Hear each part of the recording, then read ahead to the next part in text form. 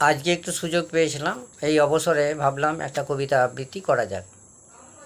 অনেক খুঁজে খুঁজে একটি কবিতা পেলাম, কবিতার নাম সম্পর্ক, কবি শক্তি চট্টোপাধ্যায়।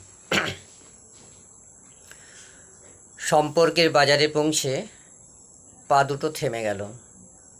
সম্পর্ক বিক্রি হচ্ছিল ওখানে খোলা বাজারে।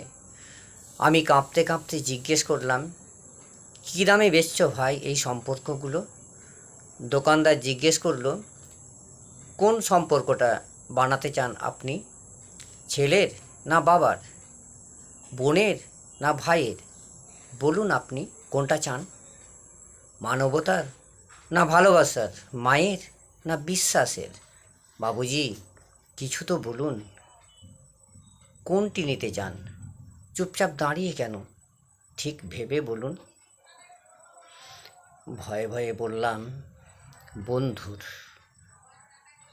দোকানদার ভিজে চোখে বলল, দুনিয়াটা এই সম্পর্কেই তো টিকে আছে। তবে মাফ করবেন বাবুজি, এই সম্পর্কটা বিক্রির জন্য নয়, এর কোনো দাম দিতে পারবেন না।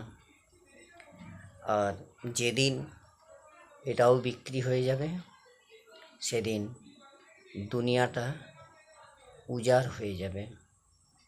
আর ঠিক তাই, পৃথিবীতে যত সম্পর্ক আছে সেই সম্পর্কের মধ্যে সবথেকে ভালো মধুর সম্পর্ক হলো বন্ধুর সম্পর্ক।